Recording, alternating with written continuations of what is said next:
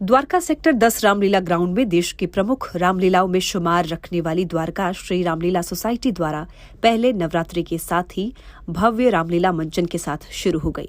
Dwarka Shri Ramlila society के 11वें मंचन में वाल्मीकि पूजा एवं सुंदरकांड पाठ से शुरू हुआ भव्य रामलीला मंचन। वहीं रामलीला में भगवान शिव शंकर, पार्वती और राम का किरदार निभा रहे कलाकारों ने लोगों से रामलीला देखने की अपील की और बताया कि अपने धर्म और संस्कृति के आज के समय में अपने बच्चों को रामलीला को दिखाना बहुत जरूरी है। नमस्कार, मेरा नाम है अक्षय सिंह और मैं शिव जी का जो है किरदार निभा रहा हूँ इस रामलीला में, द्वारका रामलीला में। और मुझे बहुत सौभाग्य प्राप्त हुआ है कि मैं द्वारका रामलीला कमेटी के साथ में कार्य करने का मुझे मौका मिला है। आज जो है हमारा शिव जी और पार्वती जी का सीन हुआ है और जब देव और असुर का युद्ध हो रहा था उस दौरान पार्वती जी आती हैं और आह्वान करती हैं कि पृथ्वी पर जो भी राक्षसों द्वारा जो दुराचार किया जा रहा है उसको खत्म किया जाए। वो जो दृश्य है वो बहुत अच्छी तरह से दिखाता है कि पार्वती जी का कितना स्नेह था शिव जी के प्रति। आज के समय में रामलीला देखना बहुत ज्यादा जरूरी है क्योंकि रामलीला से हमें संदेश मिलता है कि भ्रात प्रेम क्या होता है।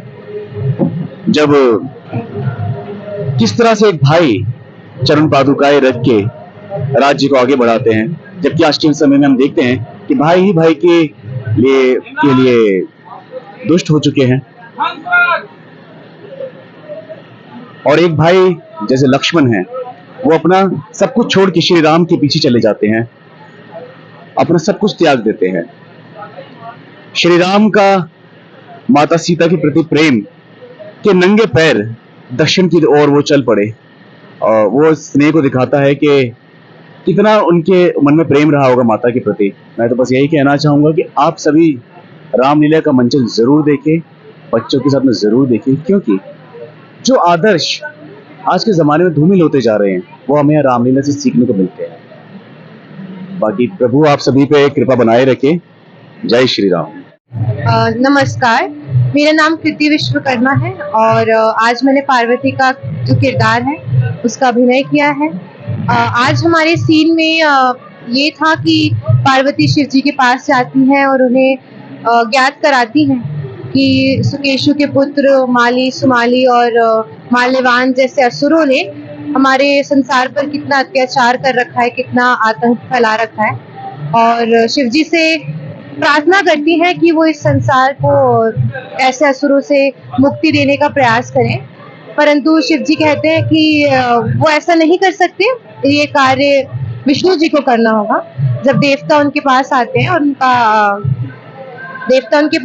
हैं और उनसे सवाल करते हैं तो शिव जी उन्हें बताते हैं कि उन्हें विष्णु जी की शरण में जाना चाहिए। और इस तरीके से जो रामलीला की शुरुआत है, जब विष्णु जी कहते हैं कि उनके अवतार की बातें होती हैं आज, तो आज का दिन इस तरीके से है। आज की रामलीला में हम यही देखते हैं। देखिए, रामलीला मेरे लिए दो तरीके से बड़ी इम्पोर्टेंट है। एक तो वो जो आर्ट फॉर्म है वो बड़ा ही ट्रेडिशनल है, सालों से हमारे यहाँ कला को लेकर, कला के नज़रिए से बहुत खूबसूरत है।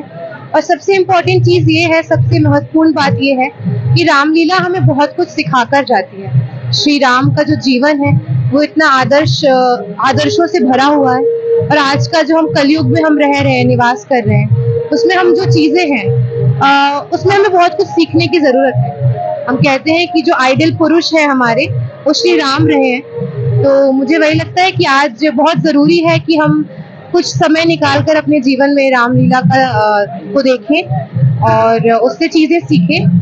तो मुझे लगता है कि रामलीला हर व्यक्ति को देखनी चाहिए, स्पेशली छोटे बच्चों को देखनी चाहिए, ताकि वो हमारी इतनी खूबसूरत जो कहानियां हैं, इतने खूबसूरत मैसेज हैं, उन्हें देखें और उनसे सीखकर एक अच्छे इंसान बन सकें। आप सभी को नमस्कार, मेरा नाम सुमित राणा है। जय श्री राम।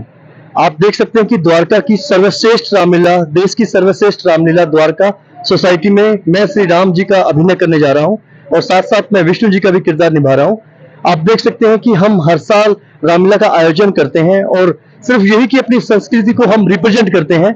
आप देख सकते हैं कि बुराई पर अच्छाई की जीत को हम दर्शाते हैं।